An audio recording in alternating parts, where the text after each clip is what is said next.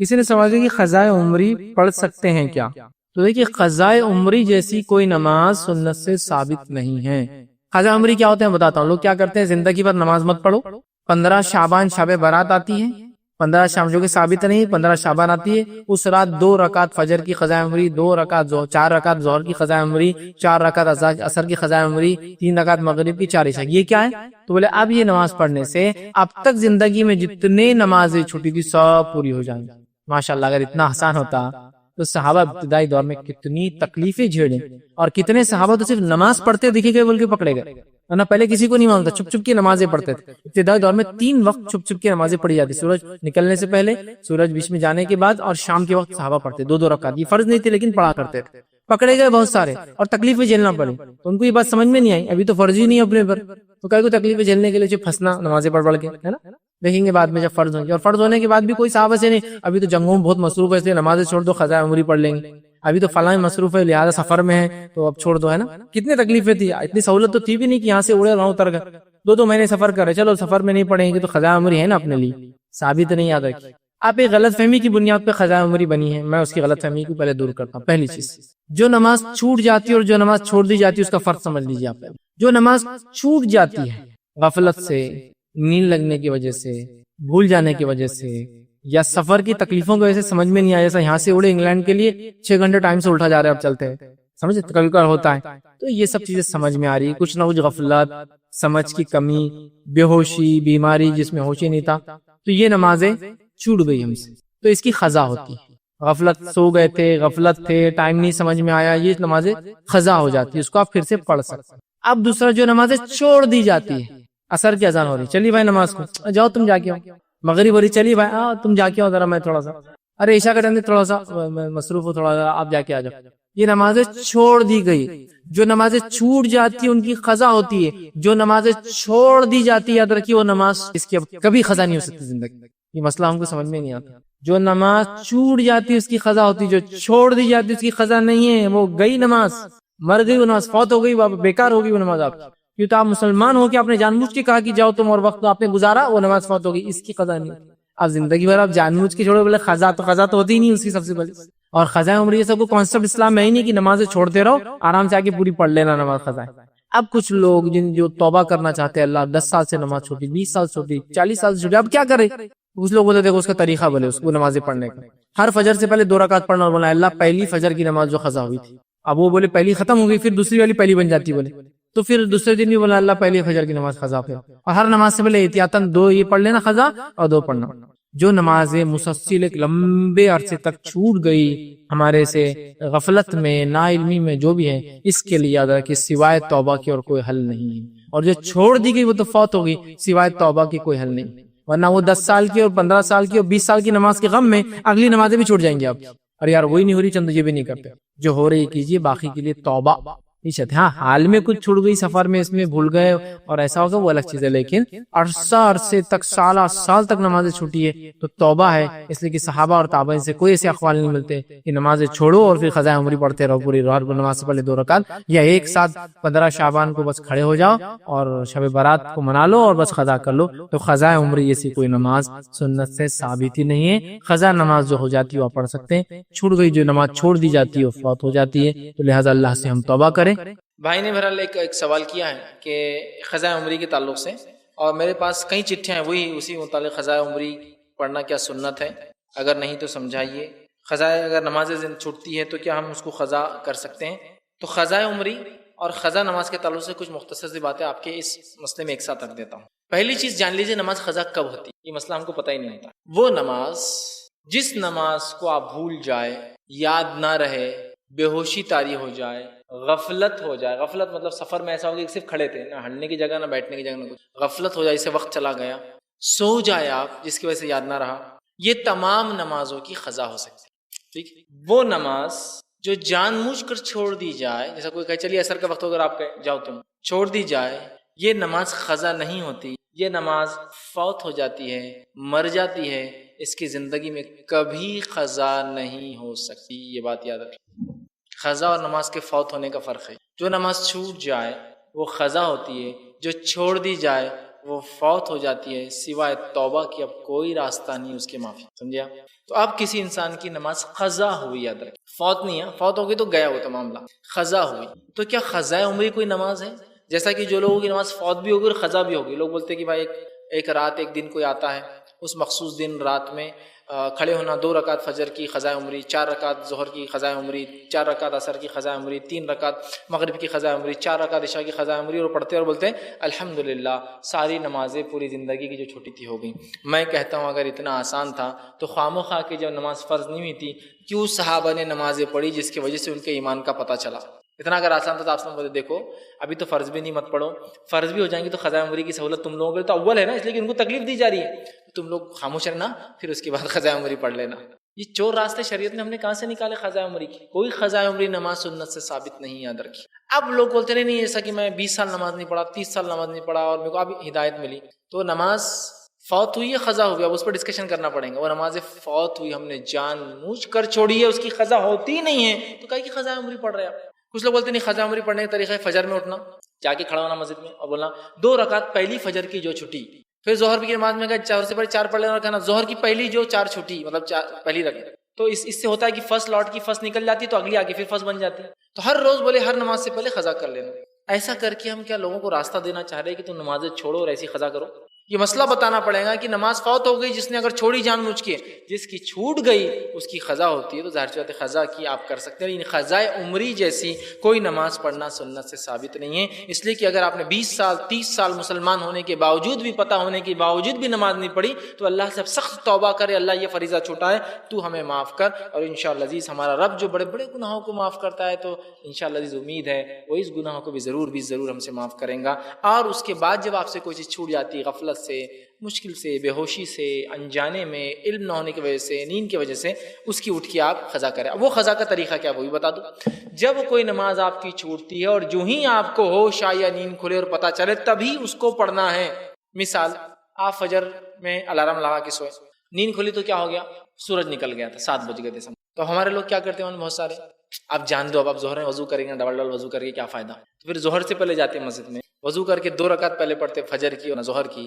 یاد رکھیے جو نماز جب چھوٹ جاتی ہے، جب آپ نے حدیث میں فرمایا جب کوئی انسان کو نیند لگ جائے، آنکھ لگ جائے، جب وہ اٹھے تب اس کے لیے فجر کا وقت ہے۔ لیکن یہ سستی کاہلی والے اور روز چھوڑنے والوں کے لیے نہیں حدیث، یہ غفلت سے ہو گیا۔ میں نے الارم لگایا، میں نے سب کچھ کیا، میں نے گھر والوں سے کہا، سب ہونے کے باوجود بھی انسان ہے، ہوگی غفلت، مہینے میں 1-2 بار ہو سکتی ہے ایسی غفلت ہو جائے مجھ سے، تو آپ نے فرمایا جب نیند سے جاگے جب اس کے لیے وقت ہے، چونکہ وہ غفلت میں تھا، اس پہ نیند کا غلبہ ہو گیا تھا، اس نے سب کچھ کوشش کی اٹھنے کی پھر بھی نہیں اٹھ سکا، اس کے لیے تب ہے۔ عصر کے لیے آپ لیٹے اور نیند اتنی لگ گئی کہ اب بالکل ایسا ہو گیا کہ عصر کا وقت ختم ہونے پر ہے، بہت لیٹ ہو گئے، اٹھتے ہی آپ کو عصر پڑھنا، اب یہ نہیں جانتا مغرب کا، چونکہ جب اٹھے تب اس کے لیے وقت ہے، حدیث میں الفاظ ہے، تبھی اس کو فوراً ادا کر دینی ہے۔ خواہ مخواہ کے 2 نمازوں کو ملا کر پڑھنا گناہ کبیرہ ہے۔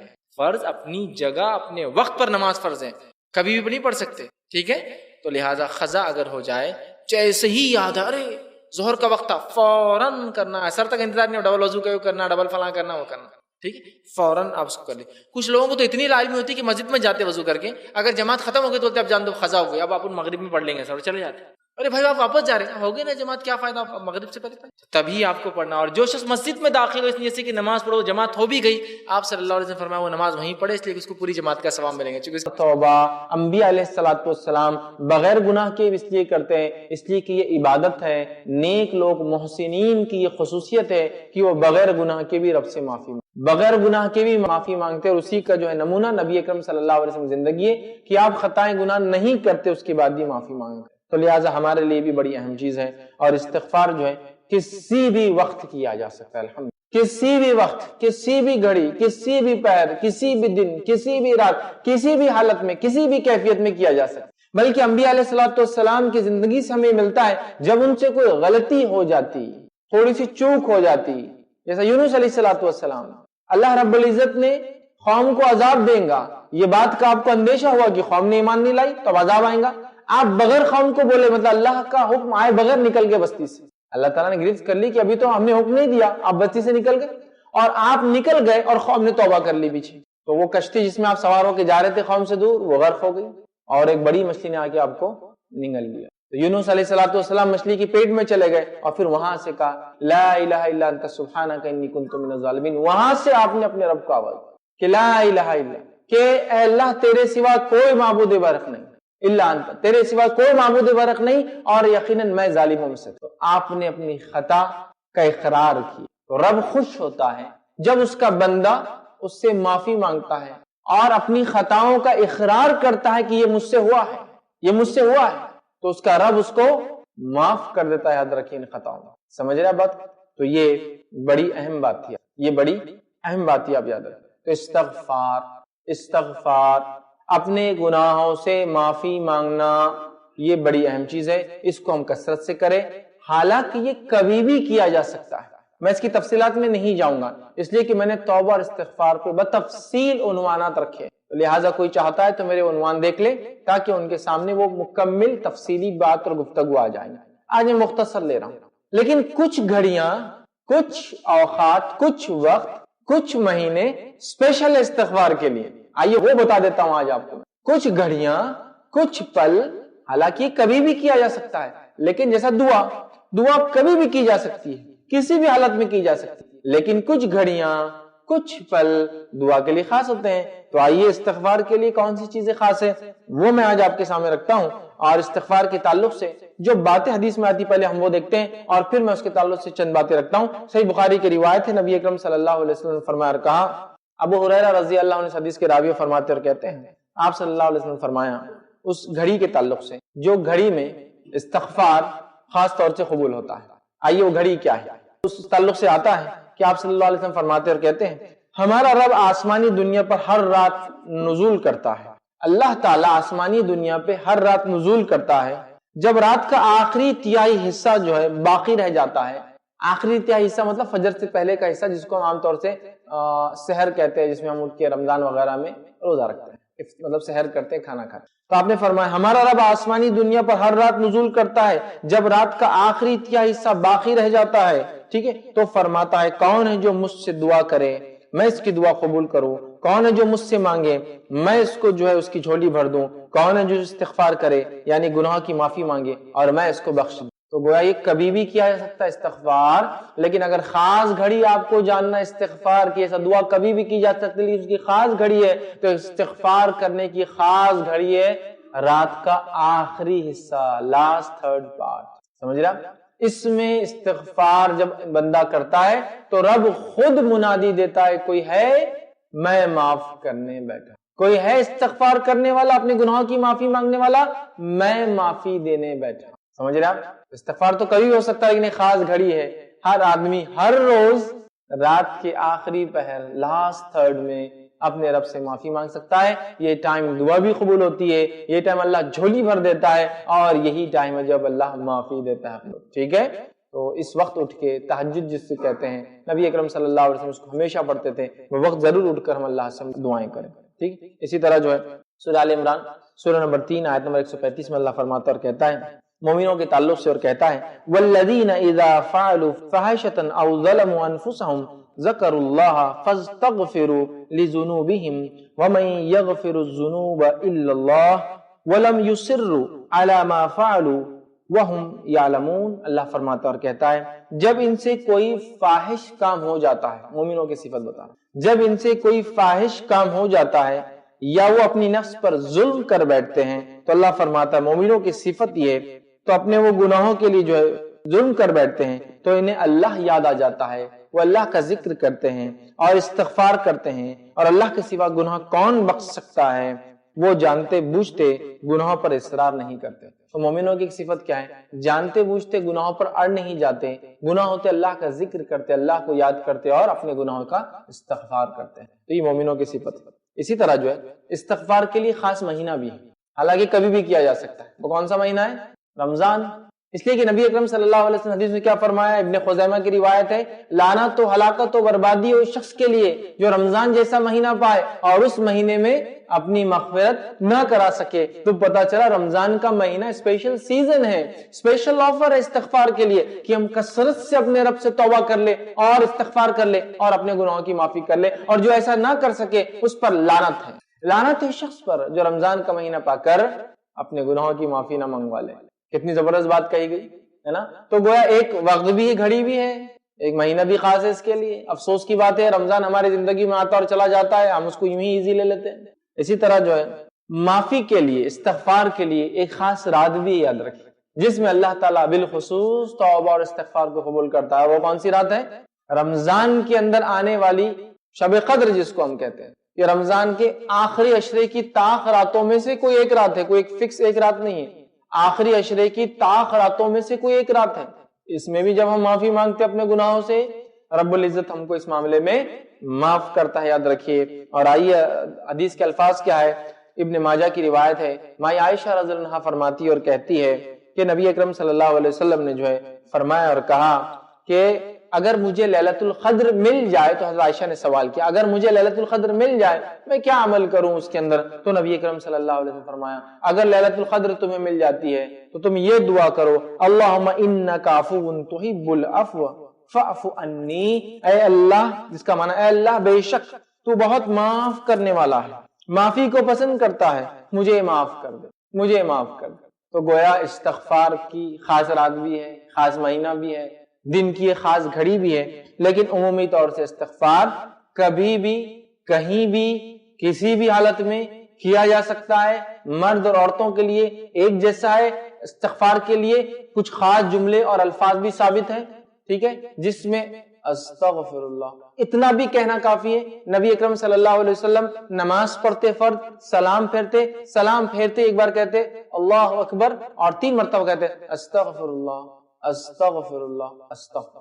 یہ ہے نا، تو اتنا بھی کافی ہے. اس سے زائد بھی کلمات استغفار کے آتے ہیں، ٹھیک ہے، اس کو آپ دیکھیں اور ان کلمات کو بھی جو ثابت شدہ استغفار کے، وہ کلمات بھی آپ انشاءاللہ العزیز کر سکتے ہیں استغفار. ٹھیک، تو پہلا طریقہ اپنے گناہوں کی معافی کا پہلا سبب جو بنے گا انشاءاللہ وہ ہے استغفار. جو کیا ہے اس سے معافی مانگے.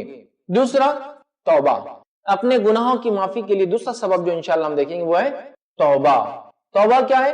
رجوع کرنا، پلٹنا. عام زبان میں کہوں تو گناہوں کی زندگی سے پلٹ کر نیکیوں کی زندگی کی طرف چلے جانا، معصیت سے نکل کر حسنات کی طرف چلے جانا، مطلب گناہوں سے نکل کر نیکیوں کی طرف چلے جانا توبہ ہے. پلٹنا، رجوع کرنا، ٹرن لینا، اس کو کہتے ہیں توبہ.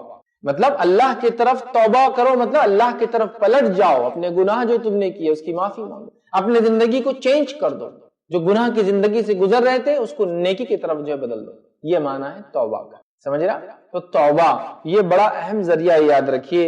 اور توبہ کے تعلق سے ایک عقیدہ یہ ہے کچھ لوگوں کے نزدیک، کچھ مذاہب میں، کہ ہر انسان گناہگار ہوتا ہے، لہٰذا اس کو ایک قربانی میں یقین کرنا پڑتا ہے جب اس کی توبہ قبول ہوتی ہے، ایسا وہ مانتے ہیں. جبکہ اسلام نے الحمدللہ یہ کہا کوئی انسان گناہگار نہیں ہے، سب اپنے ماں کے پیٹ سے جب پیدا ہوتے ہیں پیور ہوتے ہیں، معصوم ہوتے ہیں. یہ الگ بات ہے کہ بعد میں وہ گناہ کرتے ہیں، یاد رکھیے. تو اسلامی عقیدہ یہ نہیں کہ ہر آدمی گناہگار ہے، ٹھیک ہے، اور پھر اس کو اپنے گناہوں کے معافی کے لیے کسی کو قبول کر، نہیں. اسلام کہتا ہے ہر آدمی جو فطرت پر پیدا ہوتا ہے، ہر بچہ فطرت پر ہوتا ہے، یہ اس کے والدین ہیں جو بعد میں اس کی فطرت کو چینج کر دیتے ہیں، بدل دیتے ہیں. سمجھ رہے؟ ہر آدمی فطرت پر ہوتا ہے اور فطرت میں انسان پاک ہوتا ہے، صاف ہوتا ہے. تو یہ بات بڑی اہم ہے، یاد رکھیں. ٹھیک ہے، تو اسلام یہ کہتا ہے کہ ایک آدمی گناہگار نہیں ہوتا، یاد رکھیے، پیدائش گناہگار نہیں ہوتا، یہ بعد میں جو ہے وہ معصیت کرتا ہے، گناہ کرتا ہے اور اپنی جو ہے آخرت کو بگاڑ لیتا ہے. لیکن اس کے لیے راستہ ہے توبہ کرے، رب سے معافی مانگے. اب توبہ اور استغفار کا بڑا گہرا تعلق. توبہ پرانی زندگی سے پلٹ کے نہیں کی طرف آنا، گناہوں سے پلٹ کر نیکیوں کی طرف آنا. استغفار اب جب پلٹ گیا تو معافی کیسے مانگے گا جو پہلے ہو چکا؟ اس کے لیے استغفار، کثرت سے استغفار کر. ٹھیک ہے، تو توبہ اور استغفار یہ بڑی اہم چیز ہے، یاد رکھیں. تو دوسرا سبب ہمارے گناہوں کی معافی کا وہ ہے استغفار. ہم کثرت سے اپنے رب سے استغفار کریں، یاد رکھیے. تو توبہ یہ دوسرا راستہ، یاد رکھیے، معافی کا گناہوں میں. اور یاد رکھیے انسان جو ہے غلطیوں کا پتلا ہے. کوئی بھی انسان، غلطیاں کرنا ہماری فطرت کا پارٹ ہے، لیکن توبہ کر کے ان غلطیوں کو ہم معافی کی طرف بدل دیتے ہیں، ان غلطیوں کو، ان خطاؤں کو نیکی میں بھی کبھی بدل سکتے ہیں، یاد رکھیے. اور سورہ نور سورہ نمبر 24 اور آیت نمبر 31 میں اللہ رب العزت فرماتا اور کہتا ہے وَتُوبُوا إِلَى اللَّهِ جَمِيعًا أَيُّهَا الْمُؤْمِنُونَ لَعَلَّكُمْ تُفْلِحُونَ. اے مومنو تم سب کے سب مل کر اللہ سے توبہ کرو تاکہ اللہ فرماتا ہے تم فلاح پاؤ. تو یہاں اللہ رب العزت نے اس بات کی وضاحت کر دی وَتُوبُوا إِلَى اللَّهِ جَمِيعًا أَيُّهَا الْمُؤْمِنُونَ، اے ایمان والو تم سب کے سب اپنے رب سے توبہ کرو تاکہ تم فلاح پاؤ. تو گویا فلاح کا راستہ توبہ ہے، یاد رکھیے فلاح کا راستہ توبہ ہے، کامیابی کا راستہ توبہ ہے. ہم کیا سمجھتے ہیں؟ ہم گناہ تھوڑی کرتے تھے، توبہ کیوں کریں؟ نبی اکرم صلی اللہ علیہ وسلم کے تعلق سے آتا ہے آپ دن میں 70 مرتبہ یا اس سے زائد توبہ کرتے، سمجھا؟ 70 مرتبہ اس سے زائد توبہ کرتے.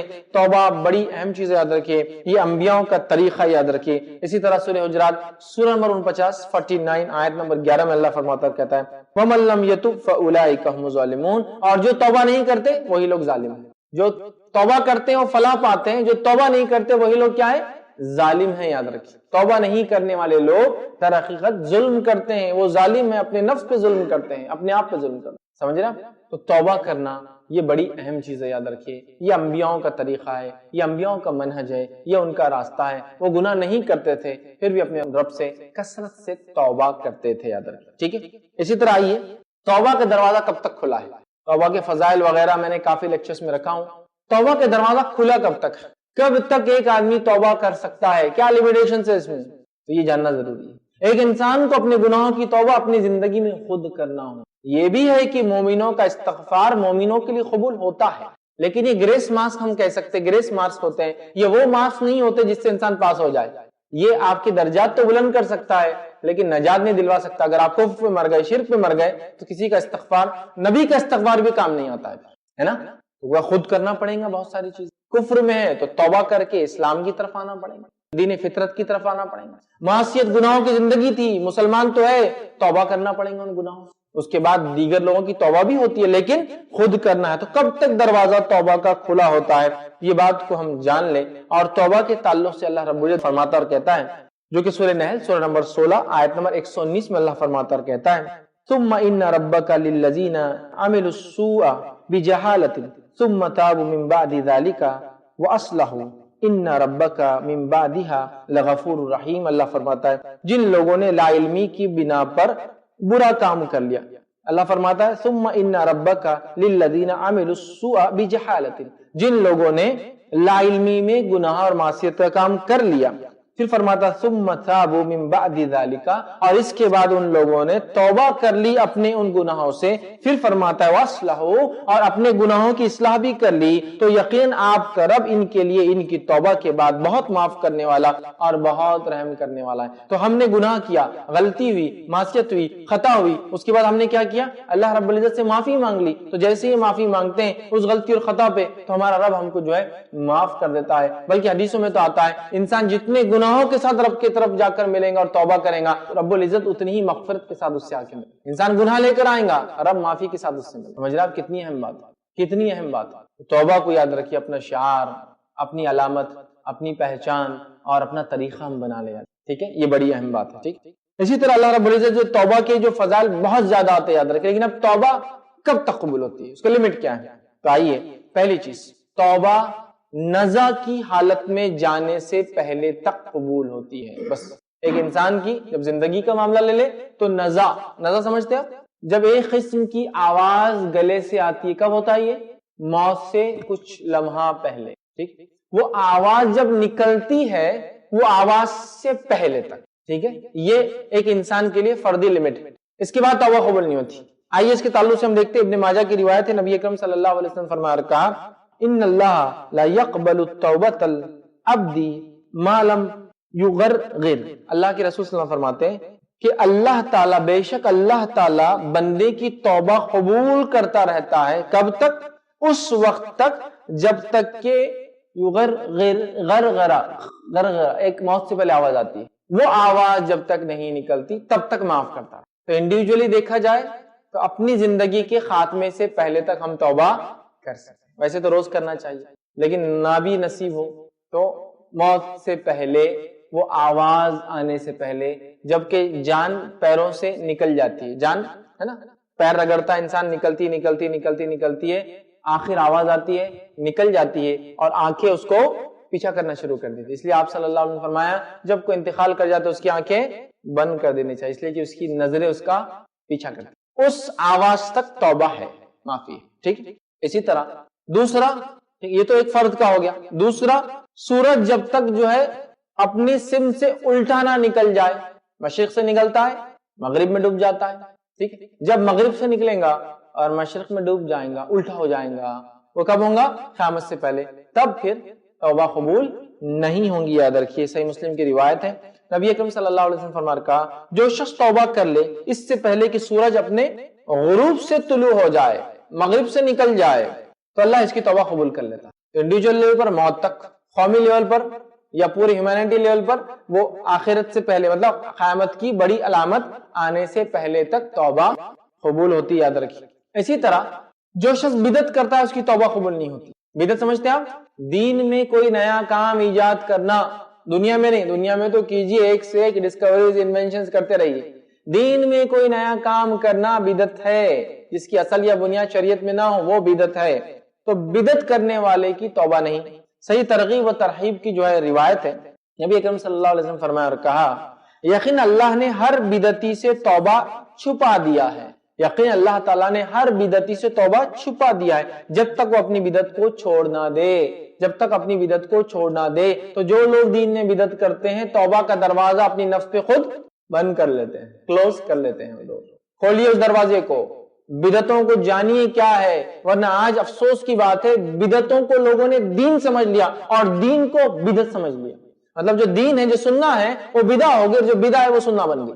دیکھیے کیا کچھ نہیں دن اور مہینوں اور راتوں اور دنوں کے اعتبار سے جو منایا جا رہا ہے. اس چیز کو سمجھنے کی بہت زیادہ سخت جو ہے ضرورت ہے. یاد رکھیں. ٹھیک. اسی طرح جو ہے ایسی حالت میں بھی توبہ قبول نہیں ہوتی جس کو کہتے ہیں ایمان یاس، مطلب مایوسی کے وقت جب انسان توبہ کرتا ہے تو بھی قبول نہیں ہوتی. یہ کون سی کیفیت ہے؟ مایوسی کے وقت توبہ کرنے سے قبول نہیں ہوتی. یہ وہ کیفیت ہے جس کو اگر آپ کو سمجھنا ہے تو آپ فرعون کو دیکھیے، جس کے تعلق سے قرآن نے فرمایا اور اللہ فرماتا سورہ یونس سورہ نمبر 10 آیت نمبر 91 میں اللہ نے اور فرمایا، الآن وقد عصیت قبل وکنت من المفسدین.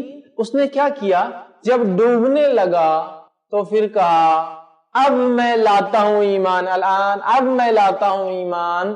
اب تو اللہ فرماتا وقت گزر چکا، اس سے پہلے تو نے نافرمانیاں کی اور دنیا میں بڑا فساد مچایا. موسیٰ علیہ السلام نے جو وعدے کیے سب کچھ ہو گیا، اب ڈوب رہا ہے. آخر تک لڑتا رہا. ڈوبتے وقت کیا کہہ رہا ہے؟ اب میں وہ بات پہ ایمان لایا جو مجھ سے کہا جا رہا تھا. کیا جواب آ رہا ہے؟ اب کچھ فائدہ نہیں. تو ایسے وقت جب مایوسی ہو جاتی ہے، کوئی راستہ نظر نہیں آتا ہے، اب توبہ کرے تو ایسی توبہ بھی اللہ قبول نہیں کرتا. فرعون کی قبول نہیں ہوئی کیونکہ اب کوئی چارہ ہی نہیں تھا نا. اب وہ کئی نشانیاں دیکھنے کے بعد گرفت میں آ چکا تھا. یاد رکھیں. ٹھیک ہے. اور سورہ مومن سورہ نمبر 40 سورہ غافر جس کو کہتے ہیں، تو ہمارے رب کے عذاب کے دیکھ لینے کے بعد ایمان نے انہیں نفع نہ دیا. اللہ کا عذاب دیکھنے کے بعد ایمان لانا، چونکہ ایمان لانا گناہوں کی معافی ہے نا، اب نفع نہیں دیتا. ایسا ایمان مثال کے طور پر عذاب آ رہا ہے، پھر قوم کہے میں ایمان لاتی ہوں تو معافی نہیں ہوتی. عذاب آنے سے پہلے اس کی علامتوں کو دیکھ کر معافی مانگ لے تو قبول ہوتی. قوم یونس، بادل آئے، بادل آتے ہی دوسری قوموں کا کیا حال تھا؟ جب بادل آئے تو عاد اور سمود بولے اوہ اب بارش آنے والی ہے، اب کھیتیاں لہلائیں گی، اب پھل آئیں گے. وہ یہ تھے. قوم یونس سمجھ گئی یہ خطرناک ہے، یہ بادل خوشخبری نہیں لائے، فوراً توبہ کر لیا. علامت دیکھ کر توبہ کی. آیا نہیں تھا، ابھی شروع ہوا تھا. لیکن جب آ جاتا ہے عذاب، زلزلہ شروع ہو گیا، اب بول رہے اللہ مجھے معافی، تب اللہ جو ہے معافی کرتا. فرعون ڈوب رہا ہے، کرالان، اب فائدہ نہیں اس کا. ٹھیک ہے. تو توبہ اس سے پہلے. ٹھیک. اور توبہ کے تعلق سے یاد رکھیں 3 شرائط ہیں، ہم جانتے ہیں. پچھلے گناہوں پہ نادم ہونا، جو گناہ کر رہا ہے چھوڑ دینا اور اگلی بار وہ گناہ نہیں کرنا. یہ ہے توبہ کی کنڈیشن. پچھلے گناہوں پہ نادم ہونا، جو گناہ کر رہا ہے چھوڑ دینا، اگلی زندگی میں گناہ نہیں کرنا. مطلب نادم ہونا، توبہ کرنا اور اگلی بار نہ دہرانا. یہی اس کی کنڈیشن، یہی اس کی شرائط. اور بندوں کا حق آ گیا تو 4th کنڈیشن ایڈ ہو جائیں گی. کیا ہے؟ بندوں کا حق آ گیا تو بندوں کا حق واپس کرنا. تو پتا چلا کسی کی زمین لی، توبہ کر لی، اللہ سے نہیں ہوتا، واپس دینا پڑے گا. وہ مر گیا تو اس کے وارثوں کو واپس ہوتا ہے، نہیں تو مر گئے بولے اب کیا ضرورت، ان کے وارثوں کو ریٹرن کرنا پڑے گا آپ. تو بندوں کے معاملے میں 4th کنڈیشن ایڈ ہو جاتی ہے. وہ کیا ہے؟ چیز کو لوٹانا. گالی دی تو معافی مانگ لینا، غیبت کی تو جا کر معافی مانگ لینا، مال دیا تھا تو جا کر ادا کر دینا، کم از کم بولنا میں نہیں دے پا رہا ہوں. اسی طرح زمین لی تھی ہڑپی تھی، دے دینا. نہیں ہمارے پشتوں میں کسی نے کیا تھا تو ان کی پشتے جو ان کو دینا پڑے گا. ہمارے دادا نے لے لی تھی تو اب ان کے پوتے زندہ ہے نا، ان کو دینا پڑے گا، نہیں سکتے، وارث ہے نا وہ حقدار ہے. تو بہرحال اس کو ہم سمجھے، یاد رکھیں. تیسری چیز گناہوں کے معافی کے لیے جو سبب بنتی ہے، تیسری چیز کیا ہے؟ وہ اعمال کرنا جن سے قرآن و سنت میں بتایا گیا توبہ، اللہ تعالیٰ گناہوں کو معاف کرتا ہے. ویسے کئی اعمال ہیں، الحمدللہ سے میں نے ایک پورا لیکچر لیا تھا گناہوں کو مٹا دینے والے اعمال. یقیناً میں اب اس کو دہراؤں گا نہیں، بس سرسری طور سے بیان کر رہا ہوں کہ وہ اعمال کرنا جن اعمال سے قرآن اور سنت میں یہ بتایا گیا کہ اس سے معافی ملتی ہے، وہ اعمال کا کرنا، جو کہ کئی ہیں، میں نہیں دہرا سکتا ہوں پورے، بس مختصر خالی بتا رہا ہوں آپ کو میں. اللہ رب العزت سورہ ہود سورہ نمبر 11 اور آیت نمبر 114 114 میں فرماتا اور کہتا ہے دن کے دونوں جو ہے سروں میں نماز قائم کرے اور رات کی کئی ساعتوں میں بھی، یقیناً نیکیاں برائیوں کو مٹا دیتی. ان الحسنات یذہبن السیئات، یقیناً نیکیاں گناہوں کو جو ہے مٹا دیتی ہے. یہ نصیحت حاصل کرنے والوں کے لیے. تو یہاں کہا ان الحسنات یذہبن السیئات، نیکیاں گناہوں کو مٹا دیتی ہے. تو اچھے کام کرے، اچھے اعمال کرے، اس سے خود بخود گناہ معاف ہوتے ہیں. جیسے مثال کے طور پر آپ صلی اللہ علیہ وسلم فرماتے ہیں جو شخص اچھے سے وضو کرتا ہے تو تمام گناہ جو اعضاء سے ہوئے، جہاں جہاں وضو کا پانی لگتا ہے جھڑ جاتے ہیں، حتیٰ کہ پلکوں سے پانی گرتا ہے تو پلکوں کے گناہ جھڑ جاتے ہیں، ہاتھوں سے پانی گرتا ہے تو ہاتھوں کے گناہ جھڑ. سمجھا؟ وضو کرنے سے، نماز کو جانے سے، ایک نماز سے دوسری نماز کے بیچ کیے گئے صغیرہ گناہ معاف ہو جاتے ہیں، اور ہر جمعہ سے دوسرے جمعہ اس کے بیچ کیے گئے صغیرہ گناہ معاف ہو. سمجھ رہے ہیں؟ تو یہ بڑی اہم بات ہے کہ وہ اعمال کرنا جن اعمال کے تعلق سے قرآن و سنت نے بتایا گیا کہ اس سے گناہ معاف ہوتے ہیں. جیسے مثال کے طور پہ موطا امام مالک کی روایت ہے، نبی اکرم صلی اللہ علیہ وسلم فرمایا کہا کیا میں تمہیں ایسے اعمال نہ بتا دوں جن سے گناہ مٹا دیے جاتے ہیں، اور فرمایا ان کے ذریعے درجات بھی بلند ہوتے ہیں. وہ کیا ہے؟ تو آپ نے فرمایا تکلیف کے وقت بھی اچھی طرح وضو کرنا، گناہ معاف ہو جاتا. تکلیف کے وقت بھی اچھی طرح وضو کرنا. دوسرا فرمایا مسجدوں میں دور سے چل کے آنا نماز کے لیے، مسجدوں میں دور سے چل کے آنا نماز کے لیے. پھر فرمایا نماز کے بعد نماز کا انتظار کرنا، یہی رباط ہے. کیا فرمایا؟ تکلیف کے بعد بھی وضو کرنا، پیدل چل کے مسجد آنا، اور نماز کے بعد دوسری نماز کا انتظار کرنا. مطلب ایک نماز ہوگی ظہر تو اثر کا انتظار میں رہنا کہ اثر کا وقت ہے، کہیں چپ نہ ہو جائے، بھول نہ ہو جائے، انتظار نہیں رباط ہے. اور امام نووی فرماتے ہیں کہ رباط کا معنی ہے یعنی یہی در حقیقت اپنے آپ کو اللہ کی اطاعت پر نفس کو روکنا ہے. رباط کا معنی ہوتا ہے یہی اپنے نفس کو اللہ کی اطاعت پر روکنا ہے، یہ اس کا معنی. ٹھیک ہے؟ تو یہاں دیکھیے نماز کا تذکرہ آ رہا ہے. تو وہ اعمال کرنا جن اعمال کے کرنے سے قرآن اور سنت نے بتایا گیا گناہ معاف ہو جاتے ہیں، وہ اعمال کرنا جن اعمال سے قرآن و سنت نے بتایا گیا. میں کیوں کہہ رہا ہوں؟ یہاں من مانے چلے ہوئے سب اعمال، یہ کر لیں گے تو اتنا فائدہ، وہ کر لیں گے اتنا فائدہ، ثابت ہونا ضروری ہے. یا تو رب کا فرمان ہو یا تو نبی کا فرمان ہو، یاد رکھیے، تب وہ ہوں گا. ہم نہیں بول سکتے کس اعمال سے کیا ہو سکتا ہے، اپنی عقل نہیں لڑا سکتے، اپنی طرف سے ایجاد نہیں کر سکتے، یہ گناہ کبیرہ سنگین جرم ہوگا. یاد رکھیے. سمجھ رہے ہیں بات کو؟ تو لہٰذا ہم جو ہے وہ اعمال کرے جس سے قرآن و سنت نے بتایا گیا گناہ معاف. چوتھی چیز مشکلات، ٹھیک ہے، یا جس کو کہیں گے اور مشکلات، تکلیفیں، مصائب، یہ چوتھا وہ ریزن ہے، وجہ ہے جن سے ہمارے گناہ معاف ہوتے ہیں. یہ چوتھا سبب ہے جن سے گناہ معاف ہوتے ہیں. ٹھیک ہے؟ مشکلات، مصائب، تکلیفیں جو آتی ہیں انسان کو، وہ انسان کے گناہ معاف کروا دیتی ہے. صحیح مسلم کی روایت ہے، نبی اکرم صلی اللہ علیہ وسلم فرمایا اور کہا، حدیث کے الفاظ ہے، کسی مومن کو کوئی کانٹا چبھ جائے یا اس سے بڑی کوئی تکلیف جو ہے پہنچے تو اللہ اس کی وجہ سے اس کے درجات بلند کر دیتا ہے، اس کی وجہ سے اس کے گناہ معاف کر دیتا ہے. درجات بلند، گناہ معاف، اور گناہ معاف ہونے سے درجات خود بخود بلند ہوتے ہیں. درجات بلند، گناہ معاف ہوتے ہیں. کس وجہ سے درجات بلند ہوتے ہیں اور گناہ معاف ہوتے ہیں؟ سمجھ رہا؟ تکلیف، مشکلیں، مصائب، پریشانیاں جب بھی مومن کو آتی ہے، حتیٰ کہ کانٹا چبھتا ہے نا، کانٹا کتنا چھوٹا ہوتا ہے، کانٹا بھی اگر چبھتا ہے تو اس کا اجر ملتا ہے. لیکن یہ یاد رکھیے مصائب، مشکلوں، تکلیف، اجر کب ملتا ہے؟ یہ کنڈیشنل ہے، جب صبر کیا جائے. آپ جزا فضا کر دے، رو لے دھو لے، رونا فطری چیز ہے، میں وہ نہیں کہہ رہا ہوں، لیکن ہمارے ساتھ ہی ہونا تھا، ہمارے خاندان میں ہوتا، ہمارے بچوں کو ہوتا، ہمارے گھر میں ہی ہوتا، آپ نے کیا کیا؟ کمپلین کر دی اللہ کے سامنے. ان کے پاس اتنا مال ہے، وہاں چوریاں نہیں ہوتی، ہم غریب ہیں، ہمارے پاس ہی ہوتی، ان کو اتنے بچے ایک بھی نہیں مرا، ہمارا ایک ہی لڑکا تھا مر گیا. ہاں یہ ایشو ہے.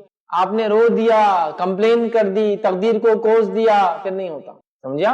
सब्र करे मुसीबतों मुश्किल तकलीफ, हत्ता कि कांटा भी चुभता है, कांटा कितना छोटा होता है तो भी मोमिन को अजर देता है। दर्जात बुलंद, गुनाह माफ, सुभान अल्लाह। समझ रहे आप?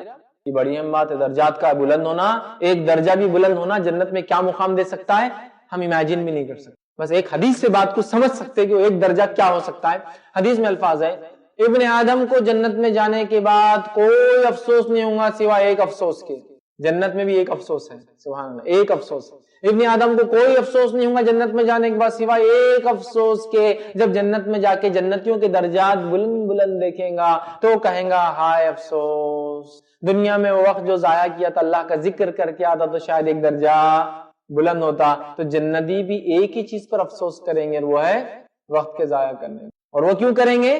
जन्नत के बुलंद दर्जात देख। क्या दर्जात है, एक एक दर्जे की क्या क्या फैसिलिटीज होंगी, इमेजिन भी नहीं करते। हल्के से हल्का दर्जा भी इतना है जिसकी नेमतें दुनिया में सोच भी नहीं सकते, बट उनमें भी कितने हैं। और हर दर्जे से दूसरे दर्जे का फासला इतना है जितना जमीन से एक सितारा दिखता है। मतलब हर माले से दूसरा माल, आम जबान में कह रहा हूँ सिर्फ समझने के लिए, तशबीह नहीं दे रहा हूँ, जो जन्नत जाने हमने देखे नहीं, समझने के लिए। मतलब एक स्टेटस से दूसरा स्टेटस होता है ना, और बस नीचे उसके ऊपर उसके ऊपर उसके ऊपर, ऊपर के फ्लैट्स और महंगे बिकते हैं। ये अलग बात है, जहाँ लिफ्ट नहीं होती तो वो लोगों को समझ में नहीं आता ऊपर के क्यों महंगे, लेकिन जहाँ लिफ्ट सिस्टम होता है लोग ऊपर रहना पसंद करते हैं। ताजी हवा, ये ठंडी हवा, ऐसी हवा वैसी हुआ, टेरेस धूप सब मिलता है ना। कॉस्टली होते हैं फ्लैट्स, महंगे जाते हैं, तो दर्जा ऊंचे हैं। तो इतना दर्जे में फर्क होगा, जैसा एक आदमी दूसरे दर्जे को जब देखेगा तो दुनिया में खड़े के तारा कैसा दिखता है ना, उतना फर्क। 100 तो शहीदों क्या, फिर अंबिया और रसूल, शुहदा, सालिहीन और सिद्दीकीन, ओहो दर्जा दर्जा दर्जा, इतने दर्जे जिसकी कोई नहीं। समझ रहे? तकलीफ, मुसीबतें, परेशानियां आती है, सब्र कीजिए और गुनाहों की माफी का जरिया बनती है। अल्लाह रब्बुल इज्जत सूरह आल इमरान में फरमाता, सूरह नंबर 3 आयत नंबर 195 195 में, और कहता है, तो वो लोग जिन्होंने हिजरत की और अपने घरों से निकाले गए और इन्हें मेरे रास्ते में ईजा तकलीफ दी गई और लड़े और कत्ल किए गए, यकीनन इनसे इनकी बुराइयां जरूर दूर कर दूंगा। सहाबा के बारे में क्या फरमाया? वो लोग, अल्लाह फरमाना, वो लोग जिन्होंने हिजरत की, अपने घर से निकाले गए, मेरे रास्ते में तकलीफ पहुंची, लड़े और खुद कत्ल किए गए, इन लोगों के जरूर मैं जो है गुनाह माफ कर दूंगा। गुनाह माफ, जो तकलीफ से, हिजरत भी एक तकलीफ है, सारी चीजें तकलीफ, तकलीफ से माफी मिलेंगी। सही बुखारी की रिवायत है, नबी अकरम सल्लल्लाहु अलैहि वसल्लम फरमाते और कहते हैं, जिस मुसलमान को बीमारी या इसके अलावा किसी चीज की वजह से तकलीफ पहुंचती है तो अल्लाह इसके गुनाह ऐसे ही गिरा देता है जैसे दरख्त के पत्ते गिर जाते हैं। सूखा दरख्त हो, जो इंसान बीमार हो जाता है तो उसके गुनाह अल्लाह ऐसे चढ़ा देता है जैसा एक सूखे दरख्त को फहराने से पत्ते गिर जाते हैं। तो बीमारी भी मोमिन को फायदा देती, कब? जब वो सब्र करे, जजा फजा नहीं, सब्र करे। इसी तरह सही बुखारी की रिवायत है, नबी अकरम सल्लल्लाहु अलैहि वसल्लम फरमाते और कहते हैं, मोमिन को जो भी दर्द, थकावट, बीमारी, परेशानी, तकलीफ पहुंचती है, हत्ता कि जो गम उसे परेशान कर देता है, आप फरमाते परेशान कर देता है, तो अल्लाह इनके बदले में इसकी खताओं को माफ कर देता है।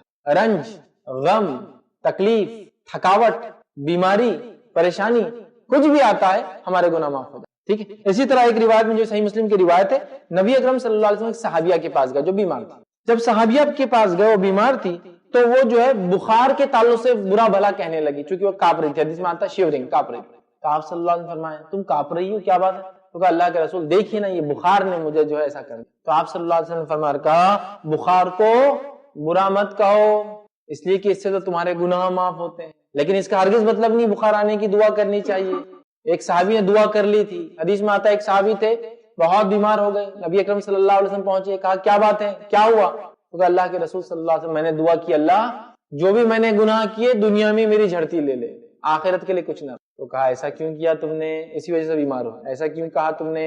तुम ये कहते, रब्बना आतिना फिद दुनिया हसनतन व फिल आखिरति हसनतन व क़िना अज़ाबन्नार, अल्लाह मेरे लिए दुनिया बेहतर कर और मेरी आखिरत बेहतर कर, और दुनिया बेहतर कर और आखिरत बेहतर कर, और मुझे आंख के अज़ाब से। रब्बना आतिना फिद दुनिया हसनतन व फिल आखिरति हसनतन, कहा ऐसा क्यों कहा कि दुनिया में दे दे? तो मांगना नहीं चाहिए, लेकिन आ जाए तो उससे बुरा भला नहीं कहना चाहिए, इलाज भी करना चाहिए, क्योंकि इलाज करना सुन्नत है उसका। लेकिन जब आता है तो गुनाहों की माफी होती है। और आपने फरमाया, बुखार को बुरा मत कहो, ये गुनाहों की ऐसी माफी करा देता है, ऐसे गुनाहों को इंसान से दूर करता है जैसे भट्टी लोहे से मैल कुचैल को, उसके جس کو کہیں گے برائی کو، جب لوہا زمین سے نکلتا ہے اس میں اور بھی چیزیں ہوتی ہیں، جب اسے گرم کیا جاتا ہے تو مٹی وغیرہ نکل جاتی ہے، لوہا الگ نکل، جس طرح سے لوہے کو آگ پاک صاف کر دیتی ہے، اسی طرح سے انسان جب جو ہے بخار آتا ہے تو گناہ اس کے جھڑ جاتے ہیں، ٹھیک۔ اسی طرح جامع ترمذی کی روایت ہے، نبی اکرم صلی اللہ علیہ وسلم نے کہا مومن مرد اور عورت اپنے نفس،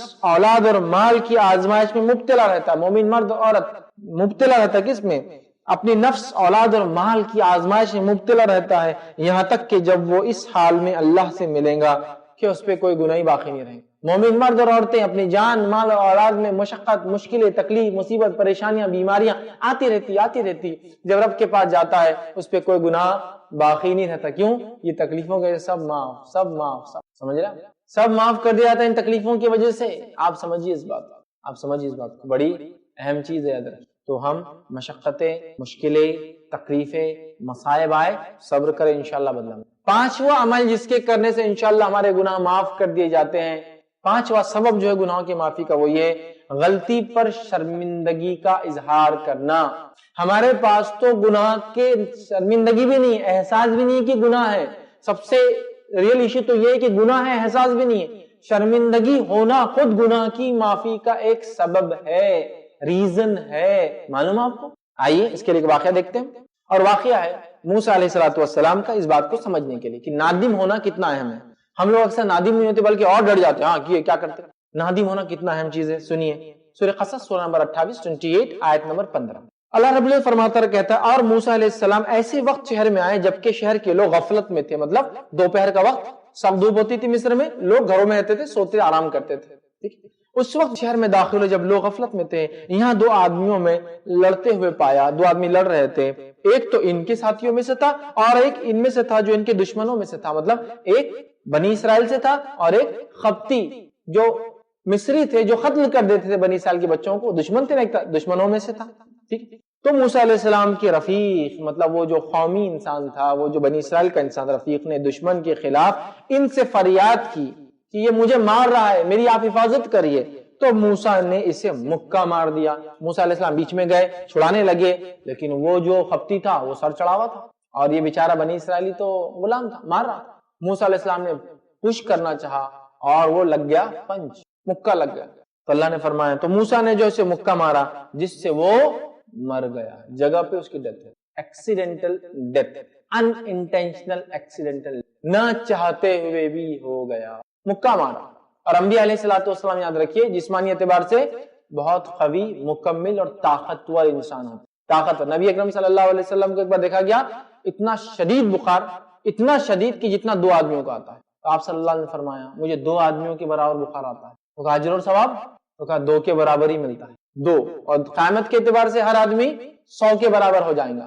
تو اس طرح نبی اکرم صلی اللہ علیہ وسلم کی طاقت 200 آدمیوں کے برابر ہو جاتی ہے، سمجھے آپ؟ تو 2 کے برابر آتا ہے سیم بخار۔ سمجھو ہمارا بخار ہوتا ہے 100 ڈگری تو آپ کا 200 ڈگری جاتا ہے، ہمارا 38 سے بڑھ کے 39 40 جاتا ہے نا، وہ فahrenheit میں بخار گنتے ہیں ہم لوگ، لیکن عام طور سے ڈگریز میں دیکھیں تو 38 ڈگری باڈی کا ٹیمپریچر، 37 38 نارمل ٹیمپریچر ہے، اس سے زیادہ بڑا تو فahrenheit کے حساب سے پھر وہ 100 101 102 ہم گنتے ہیں، ٹھیک۔ بہرحال سیلسیس میں نہیں ہوتا ہے، تو آپ کو ڈبل بخار آتا تھا۔ تو انبیاء بہت پاورفل ہوتے ہیں۔ نبی اکرم صلی اللہ علیہ وسلم کا ایک مشہور واقعہ جو مکے میں ہوا، رکان بن عبد یزید رضی اللہ عنہ جو ابھی ایمان نہیں لائے تھے، ڈیل ڈال میں بہت قوی اور ہیکل تھے، بہت مضبوط، بہت اتنے مضبوط کہ اگر ان کے سامنے کوئی آدمی ہو تو پیچھے دکھتا نہیں تھا وہ کھڑا ہوا ہے، اتنے تھے، ابھی ایک بڑے تھے، اور عرب ایسے جسامت میں بہت زیادہ تھے۔ ایک روایت میں آتا ہے کہ عمر ابن خطاب کا بائسپ عام آدمی کے تھائس کے اتنا تھا، بائسپ اتنے بڑے ہوتے، اور عمر جب چلتے تھے تو لگتا تھا گھوڑے بیٹھے، مطلب اتنی ہائٹ زیادہ تھی کہ لگتا تھا کسی ماؤنٹ پہ، کسی چیز پر سوار ہو کے جا رہے ہیں، بہت تھے۔ تو رکانہ بن عبد العزیز بہت طاقتور، اور عرب کے سب سے مشہور ریسلر، مطلب نمبر 1 ہیوی ویٹ ٹائٹل، کیا بول سکتے ہیں، رکانہ اسلام کی دعوت دی تو کہا اگر تم مجھ سے کشتی لڑ لو اور مجھے ہرا دو تو میں ایمان قبول کروں۔ تو آپ نے کہا اچھا ایسا ہے، آ جاؤ پھر، آ جاؤ۔ رکانہ آئے، اب چونکہ یہ اتنے بڑے تھے کہ صحابہ کہتے کہ آپ سے دکھ رہے بھی نہیں تھے پیچھے سے، آپ سے ایک میڈیم تھے، آپ بہت زیادہ ایسے مطلب جس کو کہیں گے بڑے انسان نہیں تھے جسامت کے اعتبار سے، میڈیم خط تھا، میڈیم ہائٹ تھی، میڈیم کلر تھا، ہے نا، بال سیدھے بھی نہیں تھے اور کرلی بھی نہیں تھے، میڈیم تھے، ویوز جیسے تھے، ہر چیز آپ کی ایوریج تھی، آپ ایک ایوریج ہیومن بینگ تھے۔ رکانہ اسپیشل ہیومن بینگ ہے جسامت کے اعتبار سے، آپ سے دکھ بھی نہیں تھے۔ اب جیسے پہلا داؤ رکانہ چلنے لگے اس سے پہلے چت ہو گئے، تو کہا ایک منٹ رک جاؤ، کچھ تو کوئی غلطی ہوئی پھر سے کھیلیں گے. اللہ فرسٹ انہوں نے کہا یس, اور آپ سے پہلا داؤ چلا اور رکانا نیچے. تو ان کو لگا کچھ تو بھی خواب دیکھ رہا, خیال ہے, تو کہا ایک منٹ کچھ تو مجھے لگ رہا میں ذہنی طور سے وہ ہو گیا, پھر سے کریں گے. کہا ٹھیک ہے ونس مور. پھر دوسرا ایک ہی داؤ چلے پھر چت کر دیا. کہا نہیں پھر کچھ تو بھی غلطی ایسا لگ رہا, تم جادوگر تو نہیں ہے نا, ایک بار پھر کرتے ہیں. تھرڈ ٹائم کیا, پھر چت کر دیا. تو کہا میں ایمان لاتا ہوں تم پر, اور انہوں نے گواہی دے دی, کیونکہ انہوں نے کہا کوئی عام انسان مجھے ایسا کر ہی نہیں سکتا. انبیاء اسپیشل جسمانی اعتبار سے بہت طاقتور ہے. تو موسیٰ علیہ السلام نے کیا کیا, دھکا دینا چاہا بٹ پنچ لگ گیا, مر گیا. اب دیکھیے موسیٰ علیہ السلام کی قال ھذا من عمل الشیطان, فوراً کہا یہ تو شیطانی عمل. یہ نہیں کہا کہ اچھا ہوا تو میرے دشمن قوم سے تھا, میری قوم کو مارا. کہا یہ تو شیطانی عمل تھا, کسی کو بھی مارنا غلط ہے. تو کہا قال ھذا من عمل الشیطان, یہ تو شیطانی عمل تھا. پھر کہا انہم عدو مضل مبین, تو موسیٰ نے کہنے لگے یہ تو شیطانی کام ہے. اور پھر فرمایا بے شک شیطان دشمن اور بھٹکانے والا, یہ شیطان تو دشمن اور بھٹکانے والا ہے. قال ربی انی ظلمت نفسی فاغفر لی فغفر لہ, تو کہا اللہ میں نے اپنی نفس پر ظلم کر لیا اس خپتی کو مار کر, اللہ تو مجھے معاف کر. اللہ نے فرمایا فغفر لی فغفر لہ, تو اللہ نے ان کو معاف کیا. کیوں معاف کیا؟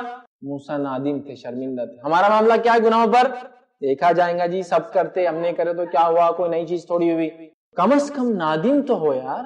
چغلی, غیبت, یہ تو بہتان, دیکھیے عورتوں میں, مردوں میں بھی, عورتوں میں کتنا کامن. کبھی کوئی معافی مانگ رہا ہے اس کی, سوچ بھی نہیں رہے گناہ ہے, کبھی نادم بھی نہیں ہے. کیا ہوا کر لیے تو انہوں بھی کرتے ہمارے بارے میں, سمجھ رہے ہیں, کیا ہوا بول دیے تو انہوں بھی بولتے. تو پھر تم میں اور ان میں فرق کیا ہے بھائی, پھر ڈیفرنس کیوں کر رہے ہو, تم بھی اتنے گرے وہ بھی اتنا گرا ہوا. کم از کم دل میں ہو. موسیٰ علیہ السلام نادم ہے, تو معلوم ہوا کسی خطا کو انجانے میں کر لیا جائے. بہرحال خطا تو خطا ہے, غلطی تو غلطی ہے. ایسا نہیں ہو سکتا انجانے مارا مر گیا, انجانے مارا تھا نا تو معاف ہے, چلو چلتا, کیا ہوا چلو, نہیں. انجانے میں مارا بھی تو آدمی کی جان گئی, ہیومن لائف بہت امپورٹنس ہے, لہذا معافی تو ضروری ہے, چاہے انجانے میں کیوں. ایکسیڈنٹ ہوا, آپ کا انٹینشن نہیں تھا, پھر بھی کوئی مر گیا, آپ کو اللہ سے بہت سخت توبہ کرنا پڑیں گی, چونکہ نہ چاہتے ہوئے بھی ایک انسانی جان گئی. بہت سے لوگ بولتے بہت تیز چلایا تھا, میں کیا کروں, آ کے بڑھ گیا تو میری گاڑی بڑی تھی, مر گیا نیچے آ کے, نہ پھر بھی آپ اللہ سے معافی میں, اللہ ہو سکتا ہے کہ کوئی میری تو خطا نہیں, معافی مانگنا چاہیے. ٹھیک, تو پھر جب انسان غلطی کرتا ہے اور پھر اب سے معافی مانگتا ہے تو اللہ تعالیٰ ہمیں جو ہے معاف کرتا ہے, ہماری خطاؤں پہ یاد رکھیے. ٹھیک ہے, اسی طرح جو ہے ابن ماجہ کی روایت ہے, نبی اکرم صلی اللہ علیہ وسلم فرماتے اور کہتے ہیں اللہ نے میری وجہ سے میری امت سے 3 چیزیں جو ہے خطا, نسیان اور جبر سے کروایا گیا کام معاف کر. 3 چیزوں کے تعلق سے اللہ نے میری قوم کو معاف کر دیا ہے. کیا کیا چیزوں سے معاف کر دیا؟ پہلا خطا, غلطی سے جو ہو جاتا ہے, لیکن نادم ہونا ضروری ہے, غلطی بھی ہو تو نادم ہوں گے ہم, پھر بھی اللہ غلطی تو ہوئی.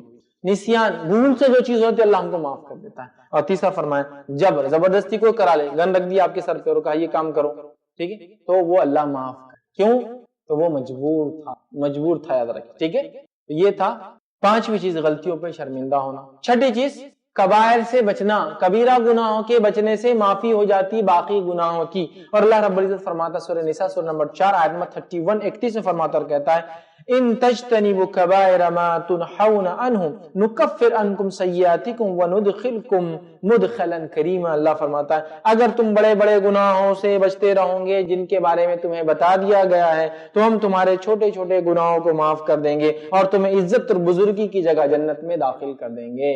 اگر تم بڑے بڑے گناہوں سے بچتے رہو جنہیں بتا دیا گیا ہے تو ہم چھوٹے گناہ معاف کر دیں گے. تو گویا بڑے گناہوں سے بچنے سے چھوٹے گناہوں کی معافی مل جاتی ہے. بڑے گناہ کیا ہوتے ہیں, کبائر کسے کہتے ہیں, اس میں اختلاف ہے علماء کا, لیکن عمومی طور سے کبائر ان گناہوں کو کہا جاتا ہے جن گناہوں کے تعلق سے یا تو کوئی شرعی حد ہو, جیسا چوری کیا تو ہاتھ کاٹ دو مطلب کبیرہ گناہ, یا تو لعنت کی گئی ہو, حد قائم کی گئی ہو. ٹھیک ہے, اسی طرح جو ہے جہنم کی وعید کی گئی ہو, یہ عمل کرنے جہنم میں جائیں گا, سمجھ رہے بات کو.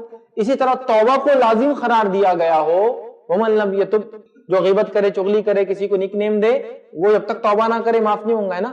تو معافی کا حکم دیا گیا ہو توبہ کا, ایسے اعمال کو گناہ کبیرہ کہتے ہیں. لیکن اس میں بھی اختلاف ہے, لیکن جنرلی کہا جاتا ہے جن پہ جہنم کی وعید آئی ہو, جن کے لیے توبہ لازم ہو, جن کے لیے جو ہے سزا کوئی نافذ کی گئی ہو, یہ وہ گناہ ہیں جو کبائر میں گنے جاتے ہیں. تو کبائر سے بچنا انشاءاللہ العزیز ہمارے گناہوں کی معافی کا سبب بنتا ہے. 7واں عمل گناہوں سے معافی کا سبب 7 کیا ہو سکتا ہے؟ وہ یہ ہے مومنوں کی ہمارے لیے دعا۔ اب ہم نے توبہ استغفار تو کیا، اس کے بعد ساری چیزیں کی، لیکن اس کے بعد بھی اگر کوئی گناہ باقی تھا اور ہم دنیا سے چلے گئے، اب میں سپورٹ کی بات کر رہا ہوں، دوسروں کی بات کر رہا ہوں، یہ تو 7 ہم ہی کر سکتے تھے، تو 7ویں چیز 6 ہم ہی کر سکتے۔ 7ویں چیز کیا ہے؟ مومنوں کی دعا، مومنوں کی دعا، مومنوں کا استغفار مومنوں کے حق میں قبول ہوتا ہے، ٹھیک ہے، قبول ہوتا ہے، ٹھیک ہے۔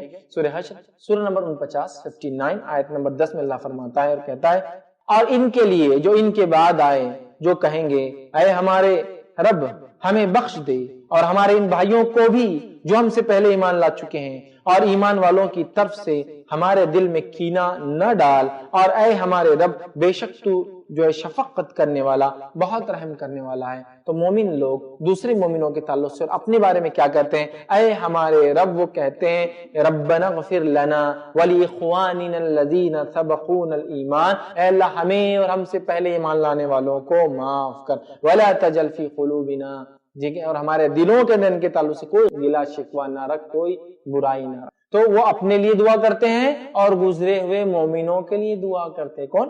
مومن لوگ ہے نا، سورہ حشر اللہ نے فرمایا۔ اسی طرح ابو داؤد کی روایت ہے، نبی اکرم صلی اللہ علیہ وسلم فرماتے اور کہتے ہیں اگر کوئی مسلم موحد توحید پرست فوت ہو جائے اور اس کی نماز جنازہ 40 ایسے لوگ پڑھ لے جو اللہ کے ساتھ شریک نہیں کرتے تھے، مطلب توحید پرست تھے، توحید پرست کا انتقال ہوا، 40 توحید پرست شامل ہو جو شرک نہیں کرتے تھے، تو اس میت کے حق میں ان کی سفارش قبول کر لی جاتی ہے، ان کے حق میں، اس میت کے حق میں ان کی سفارش قبول کر لی جاتی ہے۔ تو گویا پتا چلا نماز جنازہ سفارش ہے اللہ کے پاس، نماز جنازہ سفارش ہے اللہ کے پاس۔ کیا سفارش ہے؟ اللہ اس کو معاف کر دے اور سمجھ رہے آپ بات؟ ٹھیک ہے، تو نماز جنازہ سفارش ہے، جب 40 لوگ نماز جنازہ کس کی پڑھ لیتے ہیں تو اللہ اس سفارش کو قبول کرتا ہے، توحید پرست ہوتا ہے۔ اسی طرح جو مشرکین کے لیے استغفار کرنا جائز نہیں، مومنوں کے لیے آپ کر سکتے ہیں، اللہ میرے والد کو، والدین کو، دادا کو، پردادا کو، ہمارے خاندان والوں کو، مومنوں کو جو زندہ اور مردہ ان کی مغفرت کر، ان کے گناہ معاف کر، اس طرح سے آپ دعا کر سکتے ہیں۔ مرنے کے بعد حدیث میں آتا خبر میں دفنانے کے بعد منکر نکیر سوالات کرنے آتے، تو اپنے بھائی کے سوال و جواب میں آسانی کے لیے دعا کرو، آپ صلی اللہ علیہ وسلم خبر میں دفنانے کے بعد دعا کرو۔ تو اس سے پتہ چلا مومنوں کی دعا مومنوں کے حق میں قبول ہوتی ہے، ٹھیک ہے، لیکن مشرکین کے لیے استغفار جائز نہیں ہے، ٹھیک ہے۔ سورہ توبہ سورہ نمبر 9 آیت نمبر 113 میں اللہ نے فرمایا نبی کو اور دوسرے مسلمانوں کو جائز نہیں کہ مشرک یا شرک کرنے والوں کے لیے اللہ سے مغفرت کی دعا مانگے، مطلب جو شرک پہ مر جائے ان کے لیے بات ہو رہی ہے، جو توبہ کر لے وہ ایک الگ ہے، مر جائے ان کے لیے دعا ایک مومن نہیں مانگ سکتا، اگرچہ وہ رشتہ دار ہی کیوں نہ ہو، چاہے وہ رشتہ دار کیوں نہ ہو، معافی نہیں ہوگی اس امر کے ظاہر ہونے کے بعد کہ وہ جہنمی ہے۔ جب وہ مرے ہی کفر پر اور شرک پر تو پھر ظاہر ہے کہ وہ جہنمی ہے، ان کے لیے دعائے مغفرت قبول نہیں کی جاتی ہے، ٹھیک ہے۔ 8واں پوائنٹ ہمارے گناہوں کی مغفرت کے لیے جو وجہ بن سکتا ہے وہ یہ میت کے لیے کیے گئے اعمال۔ اب یہ تو تھا ایک مر گیا میں، مرنے کے بعد لوگ دعائیں کر رہے ہیں، اب میت کے لیے کیے گئے اعمال بھی میت کو فائدہ دیتے ہیں، مغفرت کا ذریعہ بن سکتے ہیں۔ صحیح مسلم کی روایت ہے، نبی اکرم صلی اللہ علیہ وسلم فرمان کہا جب انسان مر جاتا ہے تو اس کے اعمال اس سے منقطع ہو جاتے ہیں، کٹ کر دیے جاتے ہیں، ختم کر دیے جاتے ہیں، مگر 3 چیزیں ایسی ہیں کہ موت کے بعد بھی انسان کو فائدہ پہنچتا ہے۔ پہلا صدقہ جاریہ، دوسرا نفع بخش علم، اور تیسرا وہ اولاد، نیک اولاد جو اس کے لیے دعا کرے۔ 3 چیزوں کا معاملہ چلتا رہتا ہے مرنے کے بعد بھی۔ کیا کیا چلتا رہتا ہے کہ صدقہ جاریہ، جو کوئی کام کر کے گیا جو ایسا جس سے ہیومینٹی یا کوئی بھی فائدہ اٹھا رہے ہیں اس کا اجر ملتے رہتا ہے، دوسرا ایسا علم جس سے لوگ نفع اٹھائے وہ بھی ملتا رہتا ہے، تیسرا نیک اولاد جو اس کے لیے دعا کرے۔ تو پتہ چلا بعد میں کار خیر جو کر کے گیا اس کا اجر ملتا ہے، تو اگر زندہ لوگ مردہ کے نام سے بھی کوئی کار خیر کرے تو بھی اجر ملے گا۔ حدیث میں آتا ہے ایک شخص آ کر اللہ کے رسول صلی اللہ علیہ وسلم میری والد کا، ایک روایت میں والدہ کا انتقال ہوا ہے، کیا کروں؟ تو کہا کنواں کھدوا دو، چونکہ عرب میں پانی کی سخت ضرورت ہوتی ہے، کیا ثواب ملے؟ کہاں؟ کسی نے ایک سوال کیا اللہ کے رسول میرے والدہ کا انتقال ہوا ہے تو اب میں کیا کروں؟ تو کہا تیرے والدہ زندہ ہوتے تو کیا کرتے؟ تو کہا صدقہ کرتے، تو کہا تو پورا کر دے، اس کا اجر نہیں ملے گا، ہے نا۔ اسی طرح آتا ہے کوئی میت نے اگر نظر کے روزے مانگے ہیں تو کوئی چاہے تو اس کے نظر کے روزے رکھ سکتا ہے، اس کا اجر نہیں مل جائے گا۔ تو کچھ ایسی عبادتیں ہیں جو مل جاتی ہے۔ اسی طرح عمرے اور حج کا اگر ارادہ ہو میت کا یا نہ بھی ہو تو انسان کا خواہش تو ہوتی ہے ہمیشہ دل میں، تو اگر کوئی اس کے وارث کر دے یا کوئی بھی مسلمان اس کے بدلے میں حج عمرہ کر دے اس کا بھی اجر انشاءاللہ اس کو ملے گا۔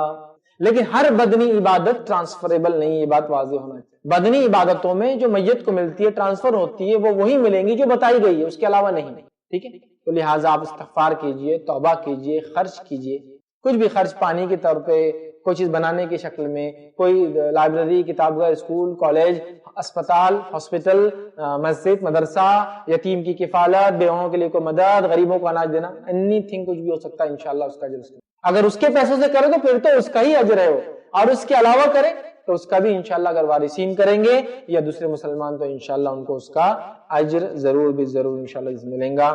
سورہ نجم سورہ نمبر 53 53 آیت نمبر جو ہے 38 39 اور 40 میں اللہ فرماتا ہے، 38 to 40 میں اللہ فرماتا ہے، کوئی شخص کسی کا بوجھ نہیں اٹھائے گا، اور یہ کہ ہر انسان کے لیے وہی ہے جس کی اس نے کوشش کی، اور یہ کہ بے شک اس کی کوشش عنقریب دیکھی جائے گی۔ تو ملے گا تو وہی جو انسان نے کوشش کی ہے، لیکن کچھ ایسی چیزیں ہیں جو نبی نے بتا دی ایکسیپشنل ہے، وہ بھی مل سکتی ہے، جس میں کون سی بدنی عبادت اور کون سی مالی عبادت کرنے سے، مالی خرچ کرنے سے، بدنی عبادت کرنے سے ملے گا، وہ بتا دیا گیا ہے۔ اور ایصال ثواب، کیا کیا ایصال ہو سکتا ہے میت کو، اس کی تفصیلات دیکھنا تو میرا ایک تفصیلی عنوان ہے، ایصال ثواب حقیقت اور بدعت، اس کو آپ ضرور دیکھیں تو اس میں پتہ چلے۔ 9th پوائنٹ، 9واں سبب جس کی وجہ سے انشاءاللہ ہمارے گناہ معاف ہو سکتے ہیں، وہ ہے شفاعت النبی، نبی اکرم صلی اللہ علیہ وسلم کی شفاعت۔ تو 6 تو زندگی کے میں نے رکھے، 7واں کوئی دوسرا کرے، 8واں کوئی ہمارے لیے خرچ کرے، عمل کرے مرنے کے بعد، مطلب مر گیا اس کے بعد 2، اب یہ 9واں پہنچنے کے بعد، مطلب دوبارہ اٹھا جا رہے قیامت میں، تو شفاعت النبی، نبی اکرم صلی اللہ علیہ وسلم کی شفاعت بھی ہمارے حق میں انشاءاللہ قبول ہوں گی۔ اور نبی اکرم صلی اللہ علیہ وسلم کس کی شفاعت کریں گے؟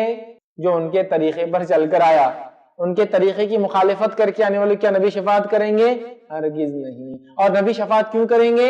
چونکہ ان کا رب انہیں اس کا حکم دے گا۔ ایسا کیوں کریں گے اللہ؟ یہ اللہ اعزاز دے گا انسانیت کو بتانے کے لیے کہ یہ میرے سب سے محبوب ترین تھے، اس لیے میں ان سے شفاعت، اس کو شفاعت کبریٰ کہتے ہیں، سب سے بڑی شفاعت جو نبی اکرم صلی اللہ علیہ وسلم سے ہی شروع ہوں اور آپ ہی کریں، اور آپ سے ہی میزان قائم ہے، اور آپ سے ہی جنت کا دروازہ کھلا۔ شفاعت، سفارش نبی کی عادت، صحیح مسلم کی روایت ہے، آپ صلی اللہ علیہ وسلم فرمایا، ہر نبی کی ایک دعا مستجاب ہوتی ہے، اور ہر نبی نے وہ دعا دنیا میں کر لی، ہر نبی کی ایک دعا اللہ سنتا ہی ہے، اور ہر نبی نے وہ دعا دنیا میں مانگ لی ہے، اور میں نے اپنی دعا کو قیامت کے لیے اپنی امت کی سفارش کے لیے چھپا کر رکھا ہے، تو یہ سفارش اس کے حق میں قبول ہونے والی ہے جس نے اللہ کے ساتھ شرک نہیں کیا ہوگا۔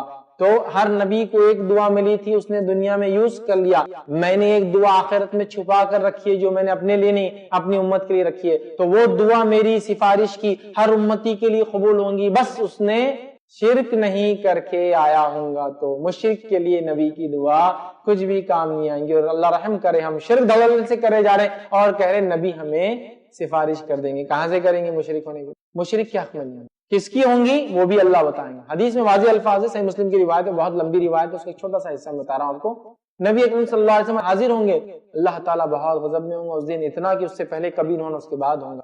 آپ صلی اللہ علیہ وسلم جائیں گے اور سجدے میں گر جائیں گے، اور وہ کلمات پڑھیں گے جو اللہ نے ہی سکھائے ہوں گے، تب تک پڑھیں گے جب تک اللہ چاہیں گا، پھر اللہ کہیں گا محمد صلی اللہ علیہ وسلم اٹھو، سفارش کرو، قبول کیے جاؤں گے، اور کس کی سفارش کیا جائے گا وہ بھی بتایا جائے گا آپ کو۔ پھر سوال یہ، جب وہ بھی بتایا جا رہا، سفارش بھی اللہ بول رہا، کرارا بھی اللہ، کلمات بھی اللہ کر رہا، اس کا معنی کیا؟ پھر نبی کی ضرورت کیا ہے؟ یہ نبی کو اعزاز اور شرف دینا اور بتانا ہے کہ یہ انسانیت میں سب سے افضل انسان، تو شرف کے لیے کیا جا رہا ہے، مطلب ایوارڈ دینا ہے، باس کو ہی دینا ہے کسی کو، لیکن وہ اپنے مینیجر سے، سب آرڈینیٹ سے دینے لگاتا ہے تاکہ یہ بھی میرے بڑے عزیز لوگ ہیں بتانے کے لیے۔ تو روز قیامت اللہ تعالیٰ نبی سے کروائیں گا، وہ کام کروائیں گا جو وہ چاہتا ہے، جیسے وہ چاہتا ہے، جس کے لیے وہ چاہتا ہے، لیکن ذریعہ نبی کو بنائیں گا، ٹھیک ہے، ٹھیک ہے، اور اس کے نبی کا کریں گے، اتنے لوگ جنت میں چلے جائیں گے جتنا اللہ چاہتا تھا آپ سے کروانا۔ پھر آپ فرماتے ہیں میں پھر سجدے میں گر جاؤں گا، پھر دعا کروں گا، کب تک؟ جب تک رب چاہیں گا۔ پھر اللہ فرمائے گا اے نبی اٹھو، سفارش کرو، قبول کیے جاؤں گے، پھر ایک لمٹ مجھے بتائی جائیں گی، اتنوں کی میں کروں گا،